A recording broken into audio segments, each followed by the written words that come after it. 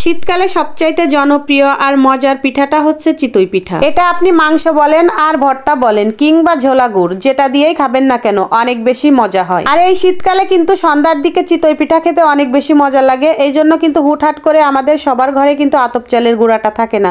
তো আমি আজকে ঘরে যে চাল দিয়ে ভাত রান্না করে খাই ওই চাল দিয়ে পিঠাগুলো বানিয়েছিলাম। অনেক বেশি সুন্দর আর নরম হয়েছিল, খেতেও মাশাআল্লাহ মজার হয়েছিল। আসসালামু আলাইকুম, সবাই কেমন আছেন? আমি আলহামদুলিল্লাহ ভালো আছি। এই তো গতকাল শুক্রবার ছিল আর এটা ছিল শুক্রবারের একটা ভিডিও। শুক্রবারের দিন সকালে নাস্তা করার পর আপনাদের ভাইয়াকে বাজারে পাঠিয়েছিলাম, সে একটা মুরগি নিয়ে আসছে। আর এই মুরগিটা হলো এই যে ডিম পাড়া মুরগি। এটাকে আসলে লেয়ার মুরগি না কি মুরগি বলে আমি অত কিছু বুঝি না, তবে আমি ডিম পাড়া মুরগি হিসাবে চিনি। আর এই মুরগির মাংসটা সুন্দর করে রান্না করতে পারলে কিন্তু একদমই হাঁসের মাংসের মতো টেস্ট লাগে আমার কাছে। আমি যেখানে থাকি এখানের বাজারে হুটহাট করে হাঁস সবসময় অ্যাভেলেবেল পাওয়া যায় না। আর আপনাদের ভাইয়াও হাঁসের মাংসটা বেশি একটা পছন্দও করে না, এই জন্য হুটহাট করে এই মুরগিগুলোই বেশিরভাগ খাওয়া হয় আমাদের, মানে আর কি দুধের স্বাদ ঘোলে মিটানো। তো যাই হোক, মুরগিটা কিন্তু কেটে ধুয়ে পরিষ্কার করে নিয়েছি। আর এখন আমি এটা মাটির চুলায় রান্না করব। আসলে আমাদের বাসার সামনে এই চুলাটা সবসময় থাকে, যখন আমাদের মন চায় মাটির চুলায় রান্না করব তখনই আমরা এই যে মাংস টাংস বেশিরভাগ সময় আমরা মাটির চুলাতেই রান্না করে থাকি। মানে আর কি যেদিন আমার ছেলের স্কুল বন্ধ থাকে, ওর বাবারও অফিস বন্ধ থাকে, তো আমরা একটা পিকনিক আমেজ ফিল আনার জন্য আমরা মাটির চুলাতেই বেশিরভাগ রান্না করি যেদিন সবার ছুটি থাকে। তো যাই হোক, সব মশলা টশলা দিয়ে তো মুরগির মাংসটা আমি সুন্দর করে কষিয়ে নিয়েছি। দেখেন একদম মনে হচ্ছে না যেন হাঁস রান্না করতেছি। যে কোনো মাংসই কিন্তু মাটির চুলায় রান্না করলে অনেক বেশি মজা লাগে। মাংস শুধু না, যেটাই রান্না করেন না কেন সেটাই অনেক বেশি মজা লাগে। আগে তো যখন এই মাটির চুলাটা ছিল না, মানে এটা তো একটা সিমেন্টের চুলা, তো যখন ছিল না তখন আমার ছেলে শুধু বলতো নানু বাড়ি যাব, মাটির চুলায় মাংস রান্না খাবো। ওর কাছে অনেক বেশি মজা লাগতো বলে। তো যাই হোক, আমি এখানে চুই ঝাল দিয়ে দিলাম।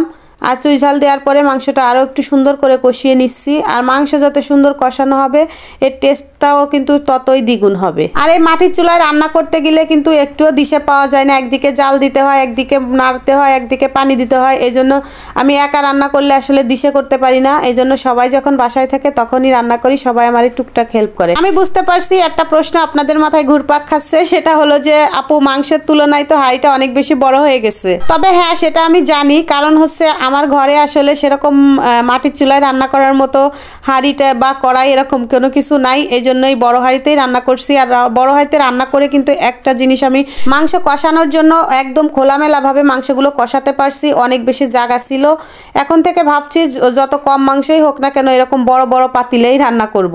তো যাই হোক, মাংস কিন্তু আমার অলরেডি রান্না করা শেষ। এই যে দেখেন ঘরেও নিয়ে আসছি।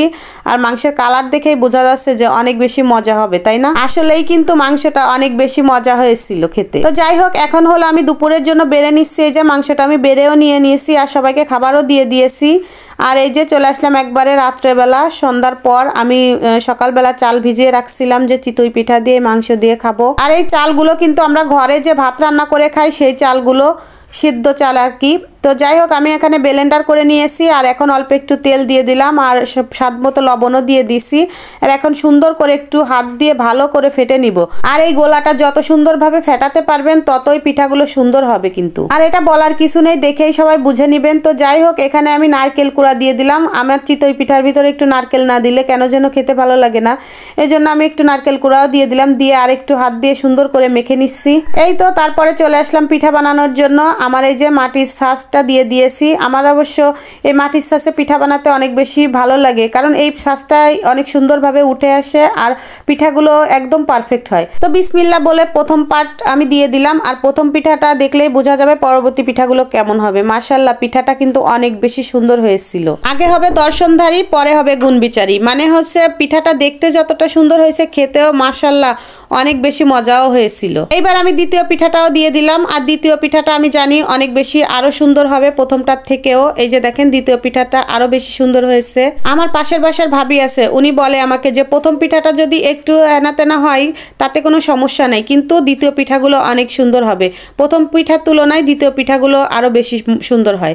তো আমি এই যে অল্প স্বল্প পিঠা বানাইছি, যেহেতু আমরা কম মানুষ। এই যে দেখেন পিঠাগুলো কত সুন্দর হয়েছে। বানাতে বানাতে আমার দুই ছেলে দুইটা খেয়ে নিয়েছে। আর এই যে 6টা পিঠা, মোট 8টা পিঠা বানাইছিলাম, এতেই আমাদের এনাফ, যথেষ্ট।